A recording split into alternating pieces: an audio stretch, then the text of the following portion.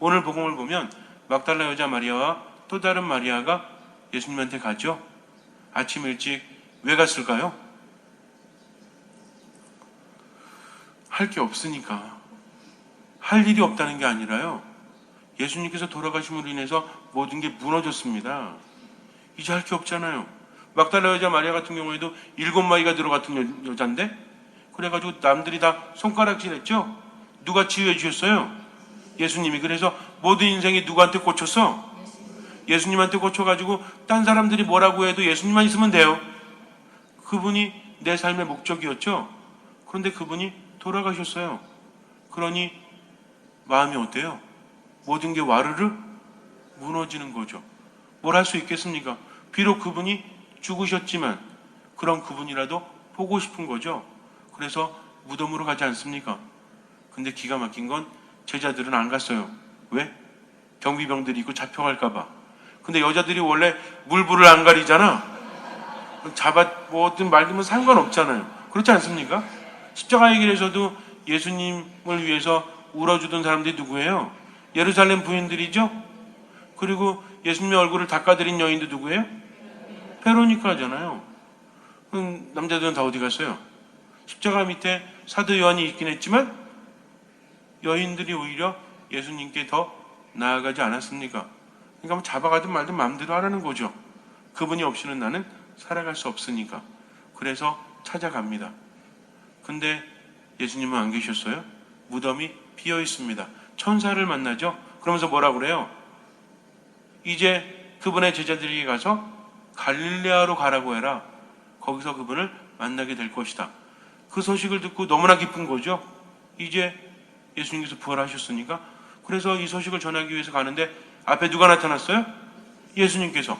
평안하냐라고 물으십니다. 눈앞에 계신 예수님께서 나에게 평안하냐라고 물으실 때 그 여인들의 마음이 어땠을까요? 지금 부활하신 예수님을 가장 먼저 목격한 것이 누굽니까? 제자들도 아니에요. 막달라 여자 마리아와 또 다른 마리아였다는 거죠. 여인들은 목격 증인이 될 수 없어요. 재판에 설 수 없습니다. 그런데 거룩하신 하느님의 부활의 첫 번째 증인은 누구였어요? 그 여인들이었다는 거죠. 그분에 대한 마음으로 온전히 그분 안에 머물렀기 때문에 그럴 수 있다는 거죠. 이미 돌아가셨음에도 불구하고 삶의 중심에 예수님이 가득했습니다. 그러니 오로지 그분만을 바라봤던 거죠. 그래서 어떤 영예를 얻게 됐어요? 부활의 첫 번째 증인이 되었다는 겁니다. 기가 막히지 않습니까? 올 때는 정말 어쩔 수 없어가지고 왔지만 예수님 만난다는 발걸음이 가벼워져요? 안 가벼워져? 가벼워지죠. 왜? 기쁜 소식을 전해야 되기 때문에. 누가 기쁜 겁니까? 내가 기쁜 거죠. 내가. 저 사람한테만 기쁜 소식이 아니라 내 발걸음이 가벼운 것은 누가 기쁘기 때문에 그래요? 내가 기쁘기 때문에. 누구 만났으니까?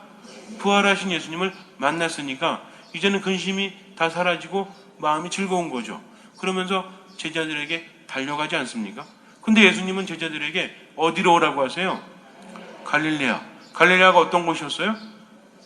예수님께서 첫 번째 제자였던 어부들을 부르셨고 예수님께서 말씀을 하시고 기적을 일으키시고 주 활동 무대가 갈릴레아 주변이었다는 거죠.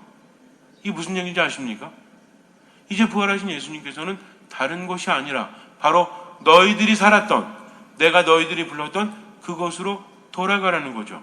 수많은 사람들은 구원이라는 곳이 마치 다른 곳에 있는 것처럼 내가 이곳이 아니라 다른 데 가면 나아지겠지.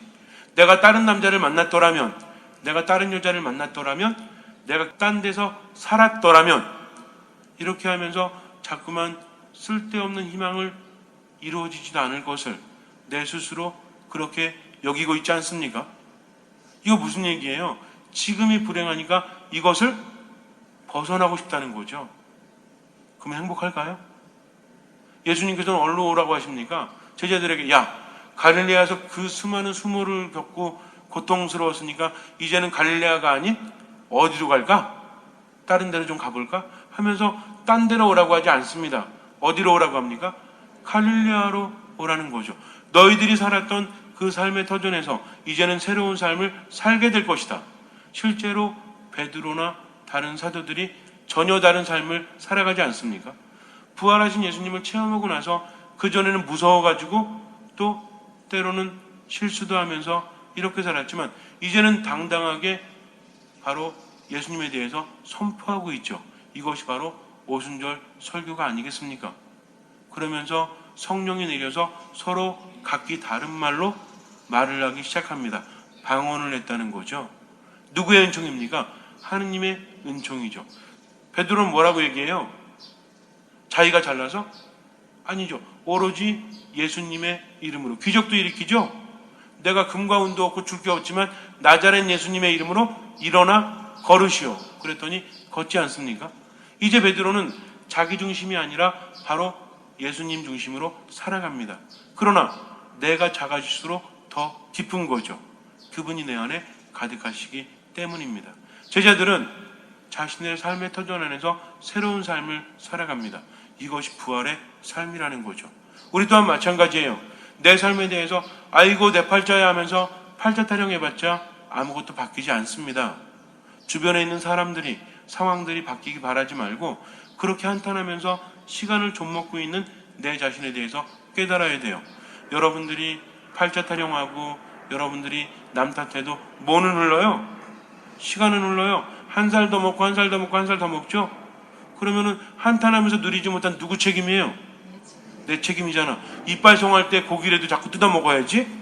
이빨 다 상하고 나서 먹고 싶어도 못 먹을 때가 있어요. 근데 맨날 딴 거 하냐고 못 뜯어 먹었으면 돼요, 안 돼요? 마찬가지예요. 우리에게 주어진 행복을 누려야 되지 않습니까?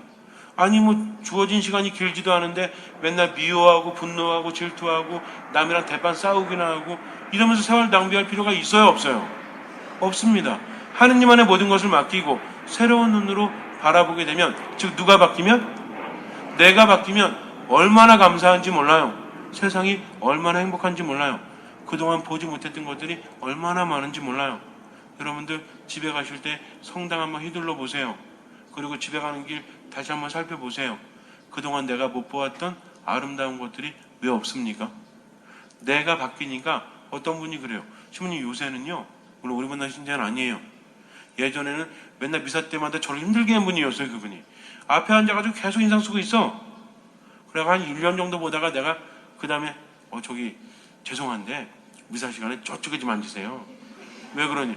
내 눈앞에 앉아가지고 인상 쓰지 말고 좀. 제가 되게 단도직입적이거든요. 이 얘기를 했더니 이분이 알았다고. 그러더니 맨날 그 자리에 앉는 거예요. 아니 알았다며요. 왜 이 자리 이렇게 가리키니까 또 여기 계신 분 아니에요? 왜 자꾸 이 자리에 앉냐고 그 다음에 또 물었더니 이제는 자기가 웃고 있대요. 웃기는 개뿔 똑같은데 안 웃고 있으세요? 그랬더니 그 다음에는 미사 끝나고 저한테 물어봐요. 지금 제가 오늘 웃었나요? 아니요. 오늘은 웃었나요? 아니요.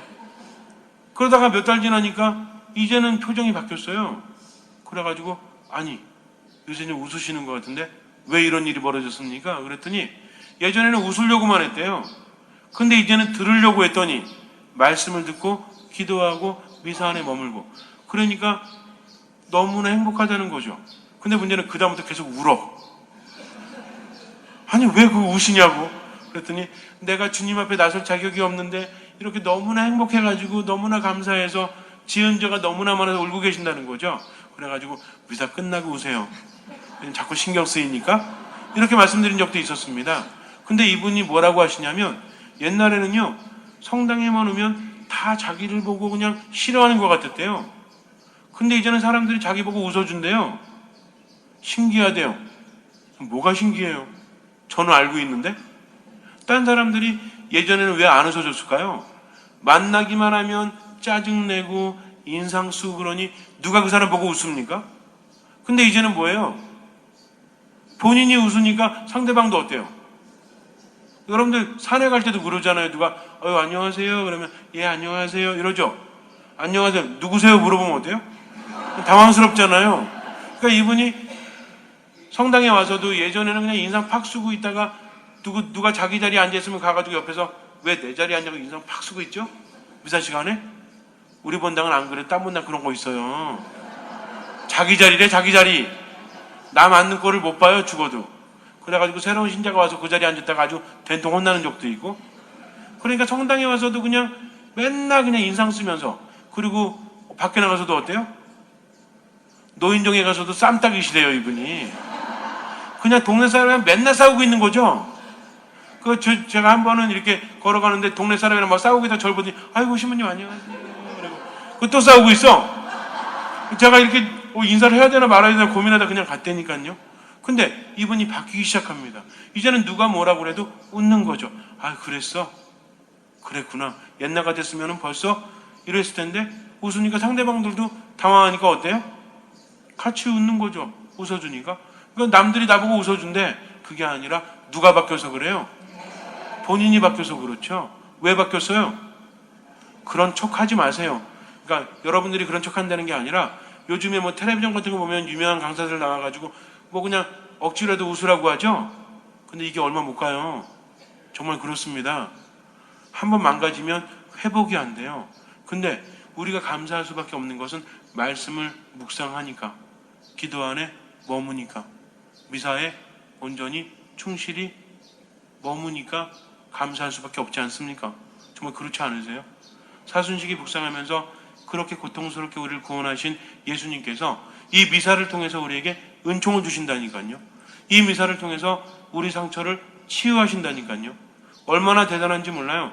근데 의식하지 못하니까 그냥 앉아있는 거죠.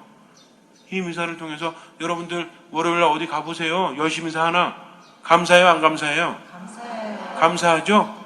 누구한테? 저한테 감사하지 마세요. 하느님께 감사하세요. 사제들은 아무리 대단해도 하느님을 전하는 그릇일 뿐입니다. 오로지 하느님께서 하시는 거죠. 월요일날 와가지고 양형영성 채할 수 있으면 감사해요, 안 감사해요? 감사해요. 누구한테 감사해요? 하느님께 감사한 거죠. 정말 그렇습니다. 그럴 때 감사하다는 말 자꾸 하면 행복해져요, 안 행복해져요? 그러니까 앞으로는요, 짜증날 때마다 뭐 해야 돼요? 짜장면 먹어야 돼요? 짜증날 때마다 하느님 감사합니다. 잠깐 멈추고, 이 사람 때문에 너무 짜증나. 그럼 잠깐 멈추고 좋은 일 생각하면서, 감사를 생각하면서 하느님 감사합니다. 하느님 감사합니다. 3번만 해보세요. 가슴이요, 얼마나 따뜻해지는지 몰라요. 근데 감사하지 못하면 스스로 붕괴되고 망가집니다. 예수님의 제자들은 갈릴레아로 가야 돼요. 우리도 부활 체험을 하기 위해서는 어디 가야 돼요? 내가 살고 있는 삶의 터전으로 가야 됩니다. 그리고 누가 바뀌어야 돼요? 내가 바뀌어야 돼요. 내가 바뀌면 다른 사람들도 바뀝니다. 다른 상황도 바뀝니다. 잠시 눈을 감으세요. 겸손해지십시오. 다윗은 하느님의 계약의 계가 들어올 때 우통을 벗고 춤추지 않았습니까? 부인이 뭐라고 그래요? 저게 뭐하는 짓이냐고 망측하게. 그러나 다윗은 하느님을 향한 열정으로 어린아이처럼 그렇게 했습니다. 우리는 어떻습니까? 하느님께 진심으로 감사하십니까? 그분을 체험하십니까? 미사 안에, 말씀 안에, 기도 안에 머무십시오. 무조건 머무십시오. 그러면서 무조건 감사하십시오.